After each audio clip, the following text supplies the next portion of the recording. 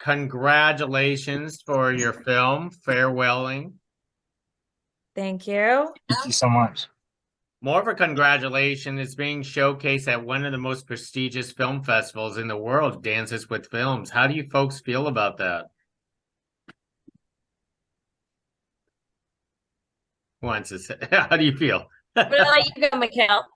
I just really it's an incredible honor. It's something that you kind of work for, but while you're in the trenches, you don't really expect any kind of accolades or accomplishments to be known because we're not really in the business. We're not doing that for those purposes, but to be recognized for the work that we put in and just all praises go to the wonderful direction of Rhodes and the team that she was able to put together. That's pretty much everything that it came down to. Rodes? I felt really honored.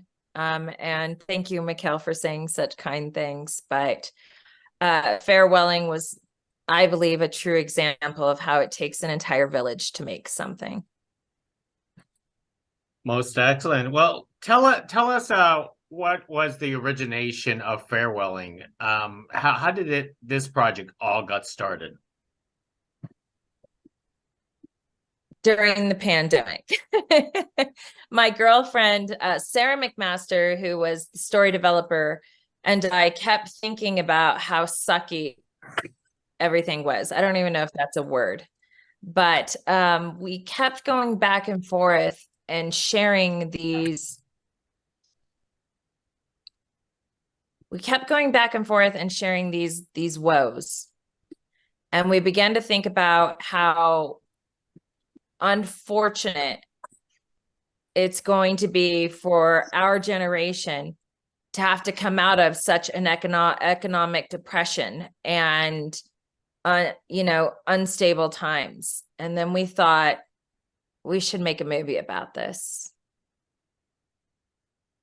So did both of you personally relate to the trivials and the conditions of the pandemic yourselves, not falling fully into the mental illness, I hope? I think it's something that everybody could relate to. It was a worldwide experience. And I think the unfortunate beauty of that experience is that everybody came out with a different understanding of themselves during that period. There's a lot of introspection because there was a lot of loss that everybody was dealing with. Not even solely refined to just the loss of life, but the loss of our autonomy for a lot of people, our loss of our freedoms. And as you touched on, a loss of or a lack of understanding for the mental health for a lot of people. So I think it's probably one of the most relatable shared experiences I've had.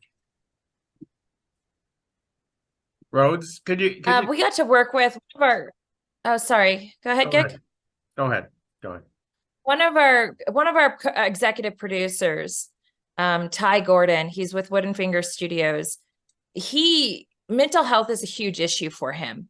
And, he has struggled with depression and some of the things that we talked about in the film. And I won't be shy. I have to, I definitely know that depression, anxiety have been my neighbors, if not my close living quarter buddies.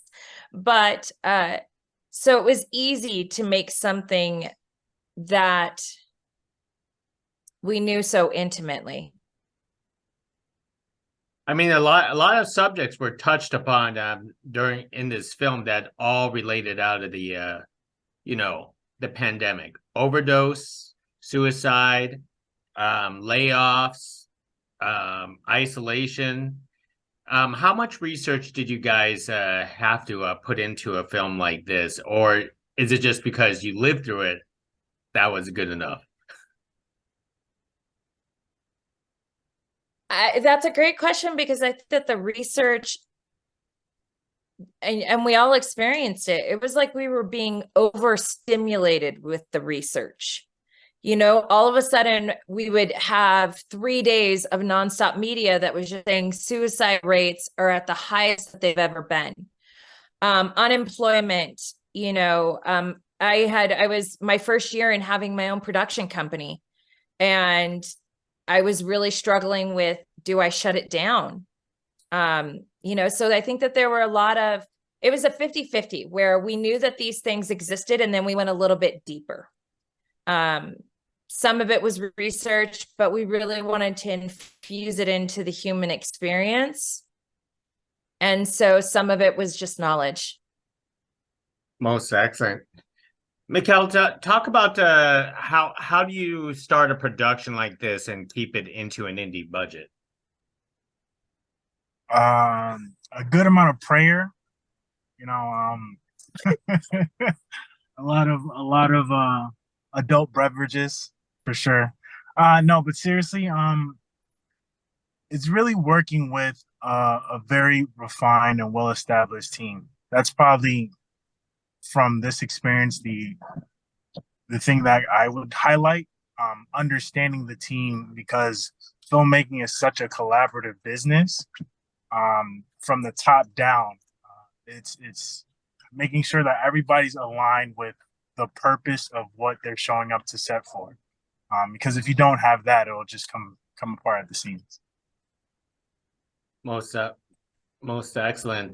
Could you talk about the cast that you wanted to use for this film? It wasn't filmed during the pandemic, was it? Yeah. Oh. Yeah. I mean, and that's kind of the crazy thing, is that we had to have, Mikhail was coming from Connecticut. Our lead actress, Jenna, was coming from Florida. Our lead actor was coming from Philadelphia. So everybody had to fly in early, get tested, quarantine, get tested again, and then come to set so that we could all live together. So we had reached out to everybody when we started creating it, or at least our network. I know that, Mikhail, as the producer, was reaching out to people like our cinematographer and saying, okay, what's the bare bone teams and who's swinging? I think Mikhail even jumped in to really add hands with regards to grip work and moving equipment. Whereas, the cast was coming in understanding that we had been developing these characters and sharing the backstories with them, and then giving them the script as much time as possible, and then expecting them to isolate from everybody and then come live with 30 people. So it was a work of love. We did it during the pandemic. I think we enrolled everybody around early January, February, and we filmed in July.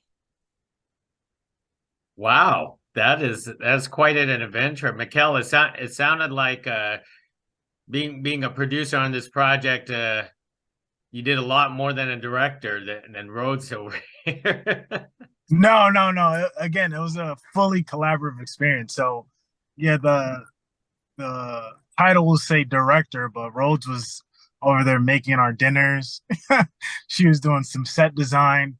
I was there doing grip work, doing electrical work at times. So it was a fully collaborative experience. Now, I think my husband made the charcuterie board in the film. Oh, that's right. That was a highlight in the film, wasn't it? Yeah. Now, tell us about the house that's used in for this film. You could have chose any place around the country, but you chose it out in the middle of the desert, very isolated. Heck, very opposite where Mikhail is sitting in his car, and I could see the rain outside right now. Our choice when we were talking about location, our team, Rachel Glego, who's one of our also senior producers, Ty Gordon, Mikhail, Scott Summer, who's our cinematographer, we knew that we needed a location that offered us a couple of things, that was large enough so that we could play in different rooms for scenes and not make it feel stagnant. We knew that was going to be, and that was like the card room where they're all playing cards at the beginning of the film. I think that was the room that two guys shared. So we had to clear it out, set it for shooting, and then after we were done, wrap that room and put the beds back in it so people could sleep that night. But we were looking for a location that was beautiful because we knew we were going to contrast some really dark and deep things like suicide and loneliness and grief. Was it difficult to walk that fine line of trying to keep it, how can you say, keep it indie, but then you turn into a dark place pretty quickly? I think that's kind of the freedom of indie. You're able to express yourself without the bearings of like a studio head saying, "Hey, that doesn't really read for our demographic." You know, we're able to go to places that we wouldn't necessarily be able to go. Mm-hmm. And during the casting process, were there auditions involved during the pandemic, or did you immediately just had to call up whoever is available that you knew? We had, during the development process, we had done, what all the great directors do, I think, like, Scorsese picks up the phone. Woody Allen picks up the phone and is like, Scarlett. We had the pleasure of doing that. So we picked up and we said, Kristen, we've got this role we're developing. It needs a really, really strong woman. She was on Shameless. And so we had known that she had been able to lean into drama, although she traditionally is a comedic actress. We had known her personally and said, hey, we've got this role. Do you want to read? If Rob Evers was an easy choice for the husband, he's there was something about him that just had like kind of like a George Clooney vibe. And so I called Rob and said, hey, we've got this dad, or we've got this husband who's just, riddled and layered with so many different emotions. Do you want to read?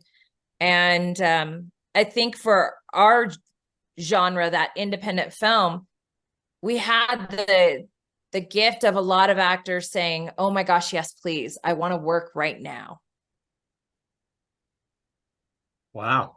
And for the ending of the film, I don't want to spoil it, but did you guys go into any debate or arguments on how you wanted to end this story?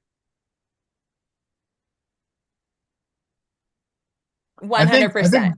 Yeah, I think I think that was probably the most contentious thing for Rhodes. But I think she also had a pretty clear vision of what she wanted to get across. It was just relaying that vision for the audience. And we did film, we filmed two versions of the ending. Mm-hmm. Because, and I think that it's actually a really beautiful question, Gig, is that we were divided as a team. Some of us wanted her to feel really empowered and do the happy ending thing. And then some of us wanted her to feel really empowered and do the thing that none of us could do during the pandemic, which was just flip off everybody, screw your mask. Like we wanted to have a little bit of that resistance. And so we filmed both endings and then we took it into editing. And, sending Mikhail the clip and saying, what do you think? And he's like, I don't know. And then sending the other version and going back and forth. Wow, it's great that you picked up on that. I've seen a lot of films and I could pick up a lot of trends. So I could That's easily awesome. sense That's it awesome. for farewelling. Well, most excellent. Well, let me start wrapping things up with you folks here. Do you have future projects that you're currently working on that you could talk about? Yeah, we're actually excited for the slate that we're coming up with, and hopefully able to get into production sometime, possibly after, everybody takes their extended vacations as it seems like they're taking right now because of the strike. But we have a lot of exciting projects that are underway. We've got the one I think we're most excited about is The Storm. Mikhail and I have been developing the story together along with Ty Gordon over at Wooden Finger Studios. And that project it's another single location, but you find yourself, you find a middle-aged couple who's on the verge of divorce, get stranded by a hurricane right next to a old mental hospital. And so they have to take refuge in this hospital. And sadly, they realize that they're not the only people there. My gosh, you guys have to go from one major phenomenon to another major phenomenon with with all of this. Thought-provoking, character-driven films. Well, that's the beauty. Yeah, of TV and it does feel like that. It kind of feels like leaving the pandemic and going into the strike world. Unpaved Roads we're staying alive, man. We're working our hardest. Well, that is terrific to hear. Well, to both of you, congratulations once again. Strike or no strike, you guys deserve a celebration at Dances with Films later this month. So congratulations and thank you for carrying this conversation with us. Thank you so much for the opportunity. Hey, thank you. Thank you. I appreciate it. We'll Bye see you now. later. Have a great day. You too. Bye-bye.